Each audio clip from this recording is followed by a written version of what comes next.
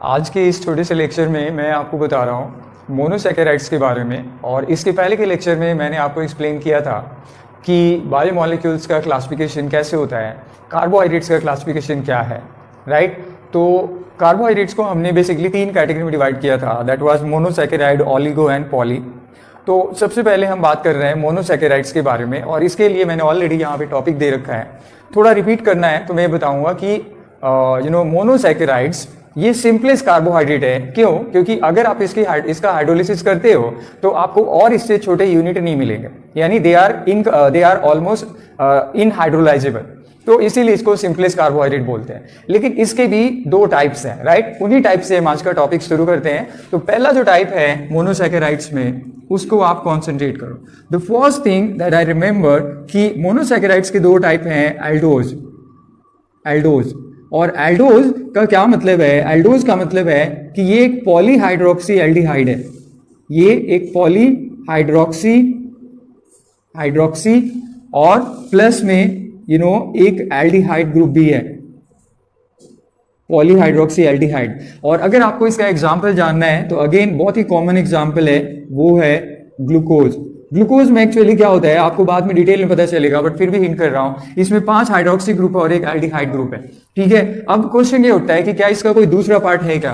तो वो दूसरा पार्ट है हमारा कीटोज। अब ये कीटोज क्या है? यानी मोनोसैकेराइड्स के 2 टाइप है, one is aldose and other is ketose. Ketose में क्या है? अगेन पॉलीहाइड्रोक्सी है, और इस पॉलीहाइड्रोक्सी के साथ यहां पर एल्डिहाइड ना होकर के कीटोन है। तो ये आपको ध्यान रखना है कि कीटोज में कीटोन है जबकि एल्डोज में एल्डिहाइड है। और इसका एग्जांपल क्या है? फ्रक्टोज जो कि आप एक समझते हो probably, this is the isomer of glucose actually. Why? Because they both have the formula of C6H12O6। इसका भी फॉर्मूला यही है और इसका भी C6H12O6 है। तो ये दोनों आइसोमर्स हैं, बट इसमें कीटोन है और इसमें एल्डिहाइड है। यानी आप कह सकते हो कि ये दोनों फंक्शनल आइसोमर्स हैं, फंक्शनल ग्रुप आइसोमर्स हैं।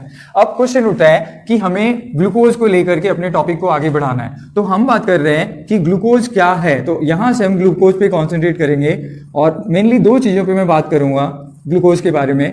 पहला तो ये है कि इसका सोर्स क्या है, यानी ग्लूकोज आता कहां से है, ठीक है। और ये सब कुछ आपके एनसीईआरटी एक सिलेबस के अकॉर्डिंग में कर रहा हूं, तो छोटी छोटी बातें ध्यान रखना। इसका सोर्स क्या है? सबसे पहली बात ये आपको किसी भी फ्रूट्स में मिल जाएगा, स्वीट्स या स्वीट फ्रूट्स, खासकर जो आपको मीठे लगते हैं उनमें इसका बहुत बड़ा अमाउंट होता है। दूसरा जो इसका सोर्स है वो आप इसको हनी यानी शहद में काफी सारा आपको मिल जाएगा। और जो तीसरा जो कि बहुत ही बड़ा सोर्स है वो है राइप ग्रेप्स, यानी जो ग्रेप्स हैं, राइपेंड कर देता हूं, तो जो ग्रेप्स हैं अगर वो पूरी तरह से पक जाते हैं तो उसमें मोस्टली क्या होता है? ग्लूकोज होता है। तो ये 3 सोर्सेस हैं। चौथा सोर्स अगर मैं आपको बताऊं तो वो भी आपके लिए जरूरी है, फोटोसिंथेसिस। याद रखो कि ये फोटोसिंथेसिस से भी हमारे नेचर में आता है। फोटोसिंथेसिस जो आप में से ज्यादातर लोग जानते हो कि ये ग्रीन प्लांट्स परफॉर्म करते हैं। ये कौन कर सकता है? Only green plants can do. Photosynthesis बहुत पुराना टॉपिक है, आई एम श्योर आप लोग जानते हो। ग्रीन प्लांट्स करते हैं। अब इनका ये एक्चुअली फूड मटेरियल है। अपार्ट फ्रॉम दैट ये और भी कई अलग अलग तरीकों से आएगा, बट हम उस पर नहीं जाएंगे। अब हम बात करते हैं कि ग्लूकोज का प्रिपरेशन कैसे करोगे आप। सो प्रिपरेशन ऑफ ग्लूकोज के बारे में बात करें। प्रिपरेशन ऑफ ग्लूकोज का प्रिपरेशन अगर आप करना चाहते हो तो मैं यहाँ पे 2 बेसिक रिएक्शंस के बारे में बात कर रहा हूं। पहला है कि अगर आप सुक्रोज का हाइड्रोलिसिस करो, सुक्रोज राइट का हाइड्रोलिसिस, जिसका फॉर्मूला क्या है? C12H22O11। तो अगर आप इसका एसिडिक हाइड्रोलिसिस करते हो, यानी एसिड के प्रेजेंस में हाइड्रोलिसिस करते हो, but before that you have to add some water.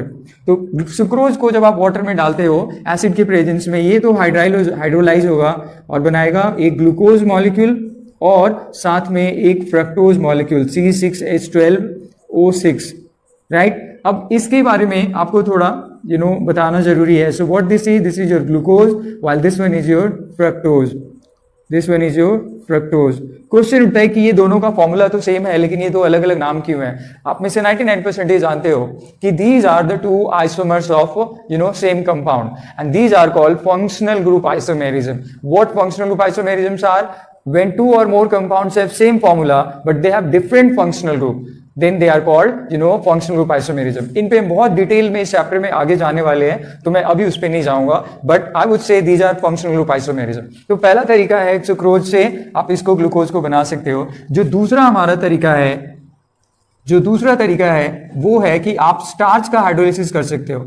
Hydrolysis of starch करो, हाइड्रोलाइसिस ऑफ स्टार्च। अब इसका इक्वेशन क्या है वो आप समझना, और फिर उसके बाद में आपको बताता हूं।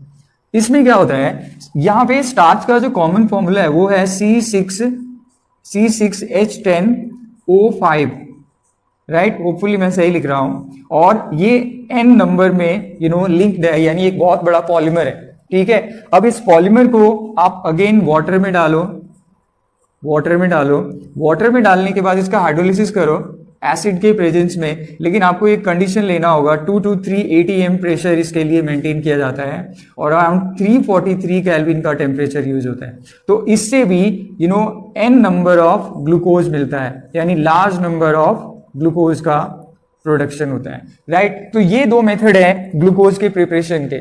स्टार्च के बारे में भी मैं कुछ बताना चाहता हूँ। Starch is a polysaccharide and it is basically found in the plants, so that's why it is called storage food of the plants also। but क्योंकि हम इस चैप्टर के इंट्रोडक्टरी फेज से जा रहे हैं, तो इनके बारे में आपको आगे जाकर के बहुत डिटेल में मालूम पड़ेगा, राइट? एक और चीज बताना चाहता हूं ग्लूकोज के बारे में, कि ग्लूकोज को आप डेक्सट्रोज भी बोलते हो। Remember, glucose is also called this is also called dextrose, this is called dextrose, right? या आप इसको हेक्सोएल्डोज, तो इस तरह से कई नामों से ये जाना जाता है, डेक्सट्रोज या हेक्सोएल्डोज एक्सेट्रा। तो these are some of the information जो मैं इस छोटे से लेक्चर में आपको बताना चाहता था, कि ग्लूकोज का सोर्स क्या है, ग्लूकोज मोनोसैकेराइड है, तो ये फ्रक्टोज से कैसे डिफरेंट है, और इसको प्रिपेयर कैसे किया जाता है। अगले लेक्चर में आपको बताऊंगा इसका स्ट्रक्चर, जो कि बहुत इंपॉर्टेंट होने वाला है, तो डेफिनेटली आप उसको देखना। बट अगर एक चीज और बताना चाहते हो कि अगर आपने इनिशियल लेक्चर्स को नहीं देखा है, तो डेफिनेटली जाके उसको चेक करो आप, बिकॉज उसके सीक्वेंस, ये सब कुछ सीक्वेंस में चल रहा है, and these are really going to very important for all of you. Also, thanks for watching. Take care, and don't forget to subscribe back.